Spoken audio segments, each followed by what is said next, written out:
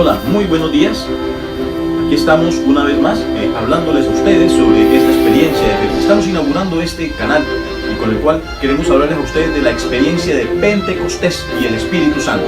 Aquí en su canal de la Comunidad del Señor de los Milagros.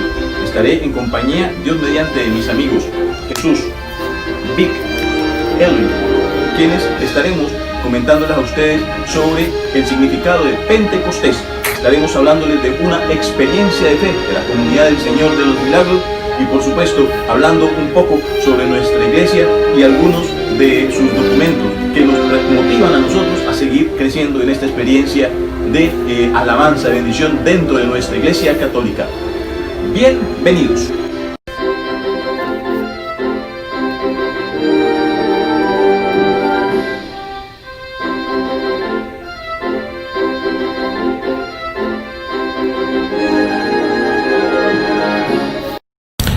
Pues bien, queridos hermanos y hermanas, Pentecostés es una festividad religiosa que se celebra 50 días después de la Pascua, en que los judíos conmemoran precisamente el día en que Dios le dio la ley en el monte Sinaí. Para nosotros, los católicos cristianos, es una festividad religiosa que se celebra también 50 días después de Pascua, en que conmemoramos la venida del Espíritu Santo sobre el Colegio Apostólico y la Santísima Virgen María. Es decir, tanto los unos como los otros celebramos el Pentecostés, pero para nosotros adquirió una diferencia en el sentido de que ya llegó el Espíritu Santo.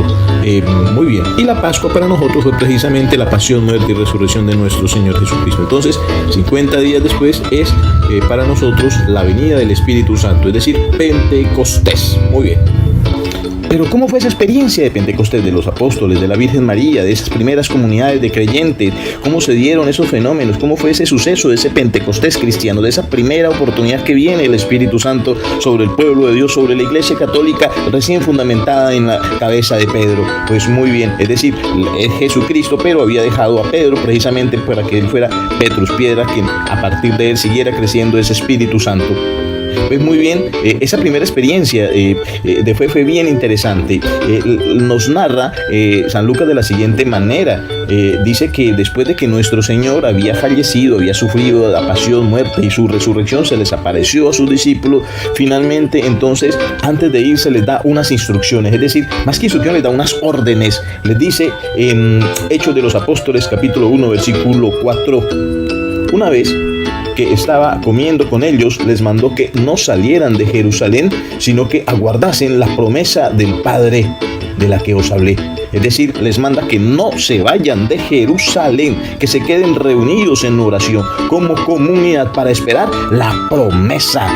Esa promesa del Padre, ¿cierto? De la que Él también ya les había hablado. Pues muy bien, ¿cuál es esa promesa? Esa promesa la encontramos en el Antiguo Testamento, en el libro de Joel, capítulo 2, versículo 28 y 29. No vamos a leerlo en este momento porque más adelante, Dios mediante la narraré o la leeré, porque el mismo apóstol Pedro, en el mismo Hechos de los Apóstoles, la cita, hace esa cita de ese texto bíblico. Entonces, vamos a ver lo siguiente. Ellos fueron obedientes, les da una orden. ¿Y cómo fue esa obediencia? Precisamente aquí nos vamos a dar cuenta también de un personaje fundamental, la Santísima Virgen María. Pero escuchemos lo siguiente.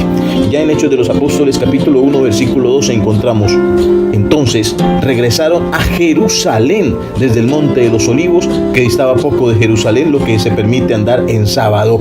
Así es que ellos estaban allá, los apóstoles suben a la estancia donde estaban todos los demás discípulos, los otros apóstoles. Lo narra precisamente el texto: Pedro, Juan, Santiago, Andrés, Felipe, Tomás, Bartolomé, Mateo. Bueno, muy bien, estaban todos ellos, Simón el Celote, Judas, el de Santiago. Todos ellos hacían oración en común con las mujeres, con María, la madre de Jesús, y con sus hermanos. Y uno dice, se da cuenta que tenía hermanos. Sí, vamos a ver cuántos hermanos eran. El versículo 15 dice: un día de aquellos en que se habían reunido unos 120. Eran hermanos de Jesús, no necesariamente hijos de carne de la Virgen María. Ojo, no es sino un solo hijo. Y más adelante, Dios mediante, en otro video, estaremos hablando de la Santísima Virgen María. Si te interesa ese tema, dale like, déjalo en tu comentario y en el nombre de nuestro Señor Jesucristo haremos el esfuerzo por explicártelo si el Señor lo permite, claro está. Entonces dice así, que ellos hacían oración en común con María, la madre de Jesús, y con sus hermanos, y después se reunían alrededor de unos 120 hermanos. Así estaban ellos preparando preparándose para Pentecostés, primero en oración, en compañía de la Virgen María. Mire qué fundamento tan bonito. Hoy día, díganme ustedes cuál es la iglesia que sigue hablando con María, sigue en compañía de ella para seguir recibiendo ese Espíritu Santo. Muy bien, ustedes lo saben, la Iglesia Católica. ¿Cómo viene en ese momento entonces ahora ese Pentecostés? ¿Cómo viene ese Pentecostés? Muy bien, en el capítulo 2, versículo 1, dice así: al llegar el día de Pentecostés, estaban todos juntos en el mismo lugar. De repente, un ruido del cielo, como de viento impetuoso, llenó toda la casa donde estaban. Se les aparecieron como lenguas de fuego, que se repartían y se posaban sobre cada uno de ellos. Todos quedaron llenos del Espíritu Santo y comenzaron a hablar en lenguas extrañas según el Espíritu Santo les movía a expresarse. Palabra de Dios. Muy bien. Como nos damos cuenta, este texto nos habla de esa experiencia, ¿no? Es allí donde viene el fuego, ese fuego del Espíritu. Por eso la imagen que tenemos en estos momentos también hace referencia a ello, a ese fuego que se mantiene, que es vida de Dios, es Espíritu Santo, y por eso es uno de los símbolos del Espíritu Santo, el fuego. Muy bien, ya para terminar esta primera parte de este video, hermanos, quiero comentarles qué ocurre después de esa presencia del Espíritu Santo. Salen todos a comunicar el mensaje de Dios. Algunos tratan mal a los apóstoles y les dicen que están borrachos. San Pedro entonces toma la palabra y les da un hermoso discurso diciéndole que ellos no están borrachos, que propiamente es el Espíritu Santo quien les ha hecho eso, porque es la promesa que es así. Y dice así en el versículo 17: en los últimos días, dice Dios, derramaré mi espíritu sobre todos los hombres.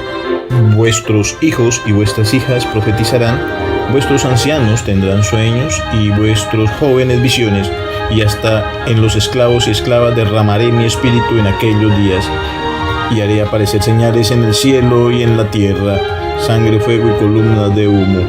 Palabra de Dios. Pues bien, así es el origen de nuestra iglesia naciente. Era esa pequeña comunidad de fe y de oración que se encontraban allí, reciben el Espíritu Santo y salen luego a llevar el Evangelio, el mensaje por todos los lugares del mundo, es decir, a ser universales, a ser católicos. De aquí en adelante sigue nuestra iglesia creciendo a través de su historia, pero ese es el origen. Por eso para nosotros Pentecostés, conmemorarlo es esa fiesta de la venida del Espíritu sobre la iglesia del Señor, que hoy sigue vivo Jesucristo, sigue vivo el Espíritu Santo, ese Dios Padre sigue amándonos infinitamente y quiere que sigamos viendo crecer esas pequeñas comunidades de oración y vida. Muy bien, hermanos, ahora vamos a mencionar algunos documentos que hacen referencia precisamente al Espíritu Santo, algunas cartas encíclicas. La primera de ellas es la encíclica denominada Spiritus Paraclitus del Papa Benedicto XV sobre la interpretación de la Sagrada Escritura. Entre otras cosas nos recuerda cómo la Escritura, la Sagrada Biblia, es de inspiración divina. También exhorta a la imitación de San Jerónimo a leer los santos evangelios, los hechos y las epístolas de los apóstoles. Y también nos recuerda cómo el Espíritu Santo enriquece al género humano con la Sagrada Escritura para la instrucción en el conocimiento de las cosas divinas. Esa es una excelente herramienta. Pero ya lo que quiero comentarles de este documento, y es: estaremos Dios mediante cumpliendo 100 años, porque está elaborada en el 15 de septiembre de 1920. Bueno, si ves el video luego de esta fecha de septiembre, pues estará hace poco, habrá cumplido 100 años, y si la escuchas antes del 15 de septiembre, pues estaremos a punto. ¡Qué fiesta, qué maravilla! Así es que felicitaciones, Spiritus Paraclitus, para toda la humanidad, para todo el mundo católico. La siguiente carta encíclica que tendremos en cuenta se denomina Divinum Illus Munus, sobre la presencia y virtud admirable del Espíritu Santo. Fue escrita por el Papa León XIII el 9 de mayo de 1897. En ella nos habla cómo el Espíritu Santo es quien perfecciona la obra de la evangelización. También nos habla de la relación del Espíritu Santo con nuestro Señor Jesucristo, con su iglesia, cómo ese Espíritu Santo se manifiesta en el Antiguo y en el Nuevo Testamento. También nos exhorta a conocerlo, a amarlo, a pedirlo. y finalmente nos recomienda, nos recuerda la cooperación de la Santísima Virgen María, con cómo ella con su oración incrementó, nos atrajo esa llegada del Espíritu Santo en Pentecostés sobre nosotros, y por supuesto ese día allá sobre los apóstoles, porque ella estaba presente. El siguiente documento que vamos a mencionar es Dominum et Vivificantem, esta carta encíclica sobre el Espíritu Santo en la vida de la Iglesia y el mundo de San Juan Pablo II, del 18 de mayo de 1986.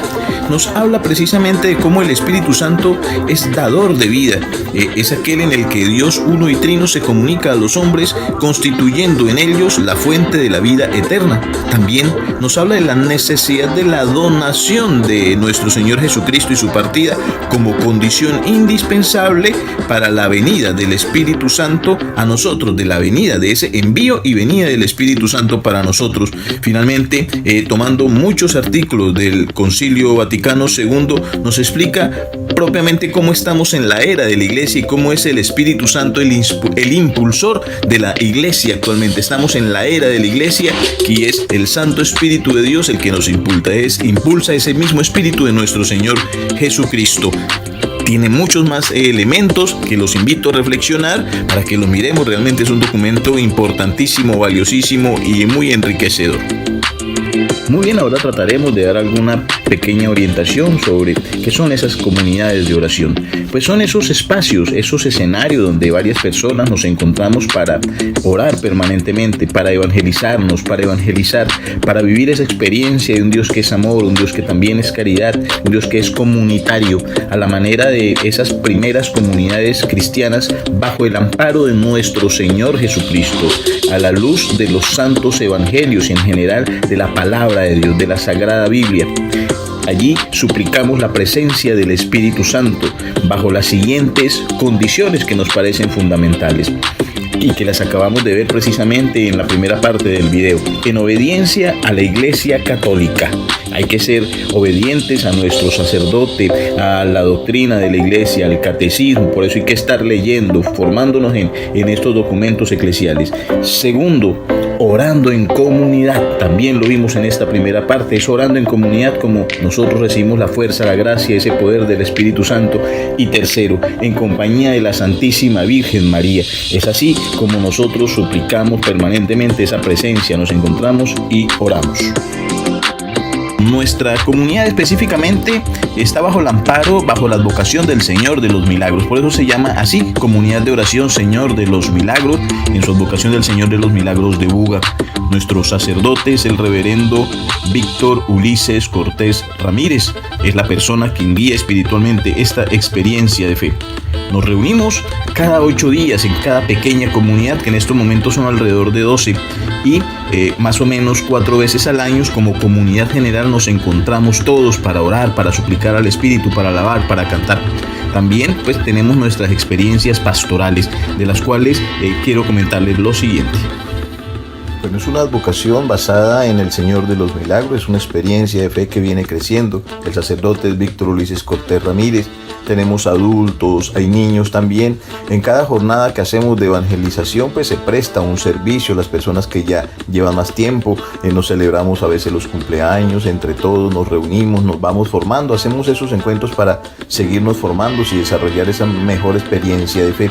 También nos encontramos como en ese servicio nos ayudamos, acudimos a los sacramentos, a la Santa Misa. Para nosotros es fundamental porque somos católicos.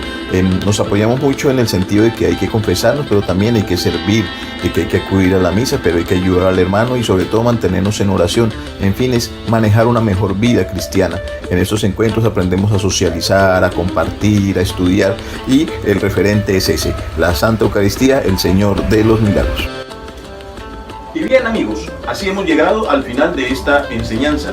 Esperamos haya sido de su agrado y más adelante, Dios mediante, estaremos subiendo nuevos videos hablando sobre nuestra fe, sobre nuestra iglesia, sobre nuestra oración, sobre nuestro Señor Jesucristo. Es decir, todo lo que a usted le interesa conocer sobre nuestra fe, ese compartir vivo, esa iglesia que sigue viva, ese Espíritu Santo que está hoy cada día, ese fuego que cada día se siente con más ganas y con más fervor. Espero que puedan suscribirse, darle like y también dele clic a la campanita y estará recibiendo de primera mano nuestras enseñanzas. Muchas gracias, bendiciones, feliz jornada para todos. Muchas gracias. Chao, chao, amigos.